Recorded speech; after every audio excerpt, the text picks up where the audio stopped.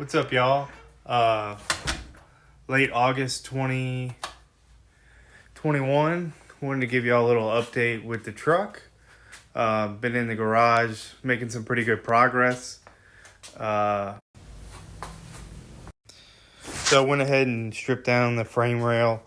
I want to do both sides since once all this is buttoned up with the heater core, AC box, the fenders, and the control arms and all that, this is just going to be almost impossible to get to this. It actually came out pretty good. This is the section that I actually wired brushed all the way to bare metal. And then you can start to see like the undercoating of the truck.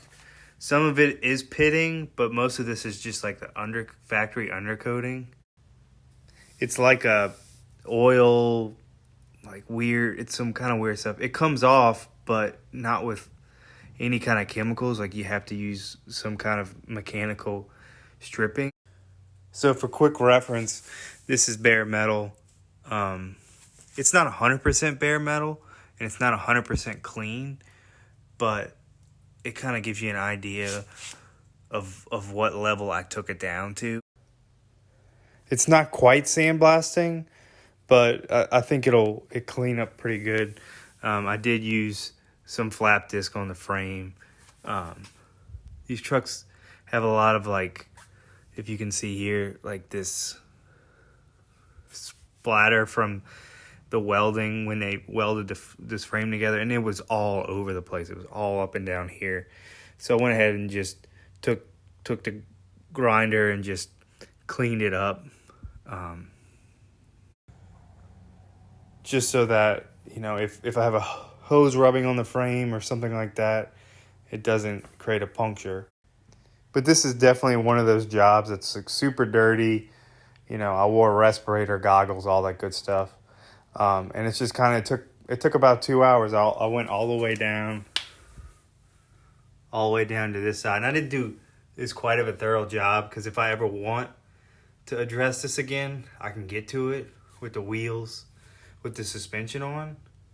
And I think it'll be pretty good. I mean, you can kind of see this is what it looked like before, and like an oily, like scaly surface, which at some point in the future I'll address.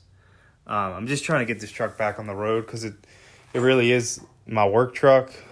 You know, it allows me to do other projects around the house, pick up parts, do kind of the things you can't do with just like a regular Econo box. Little fabrication update. I'm not sure if y'all saw this in the last video, but I'm just about, I guess I'm like 85 to 90% done with the radiator shroud and actually the radiator like mounting setup. So all I have to do is of course put the fan holes in there, do some nut certs, get some stainless hardware, and then also rivet the top piece to this big main piece, and as well as rivet the bottom to that piece. And of course it's released with these fasteners. I coated the bare metal frame with this rust restorer. I've used something similar in the past that didn't work as well. I think it was acrylic based, water based. So this, I heard some good reviews, and it works really well in a combination of just a regular old semi-gloss. And this is just semi-gloss.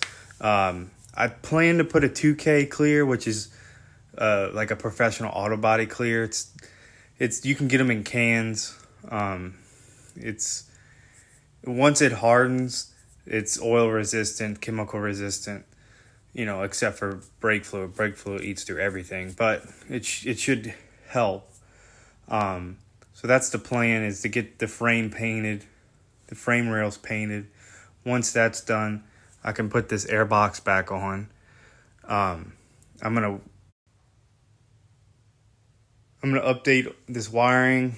I originally did the wiring on the harness, but never got rid of all the automatic transmission stuff.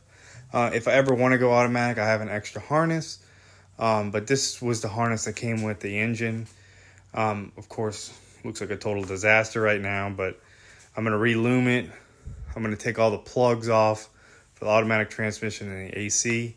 I'll do that separate whenever I do AC for this truck.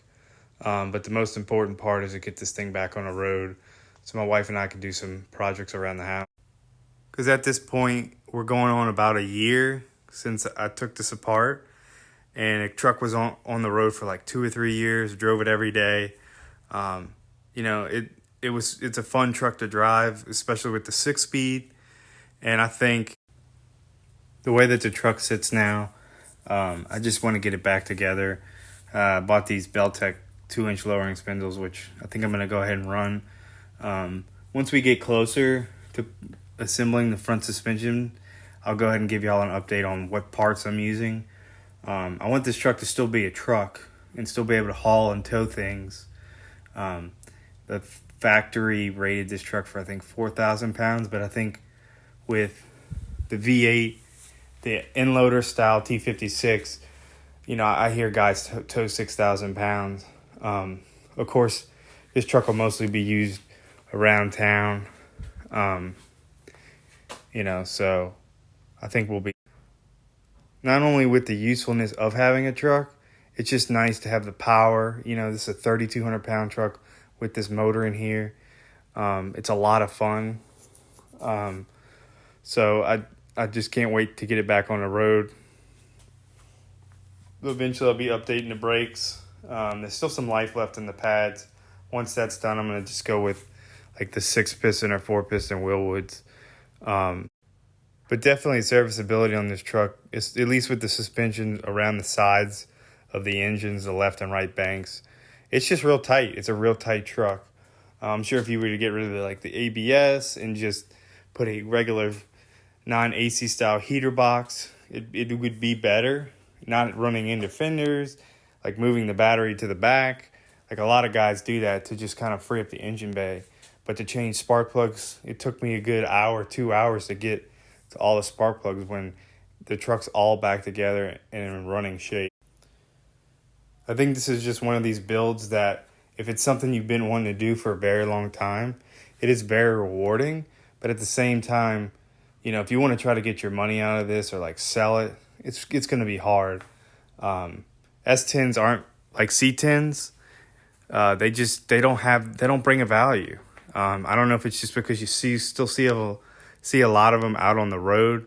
I had a 67 C10 like 10 or 15 years ago before they were real popular, and those trucks weren't really worth anything. So maybe at some point old S10s will. Of course, this is a Sonoma. It's a ZQ8, factory ZQ8 truck, SLS. So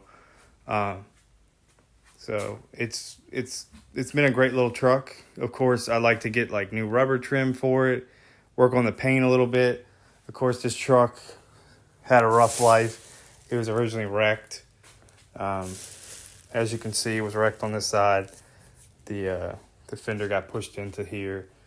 The frame is good.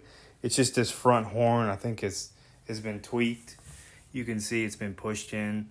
I don't have access to a frame bench, but it's not that far out. It's still a good running and driving truck. It goes down the road, no problem. Besides like the issues with the S10 suspension with bump steer, and it's not the best geometry for handling. That's something that I'm going to address. When building this truck, I did have to get some V6 springs. I'm not sure exactly which springs these are.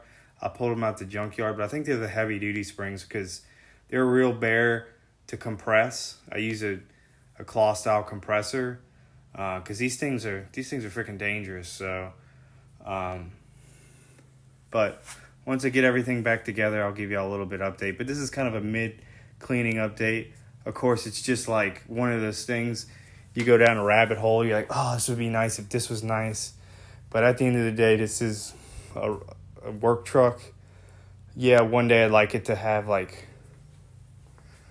a early C10 style dash in it, like a 59 to 62 GMC dash, which is specific to GMC only.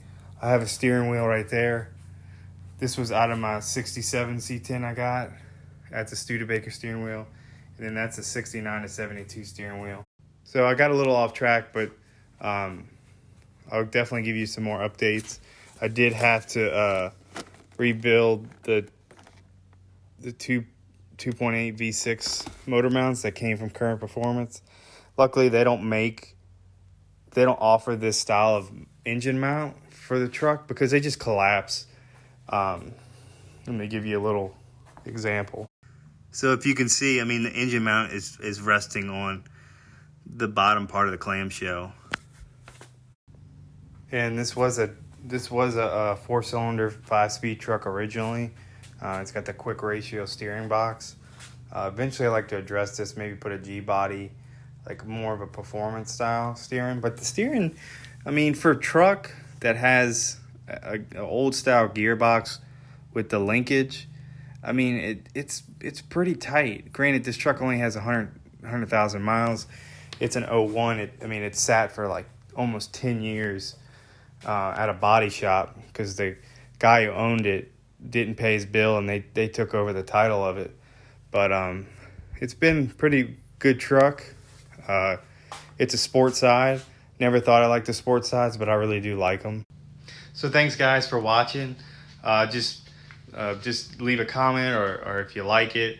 This is mostly a vlog for me, just to give me some updates and where I'm thinking, where's my headspace. I really have enjoyed this project. Am I kicking myself that I still have my 67 C10 fleet side short bed?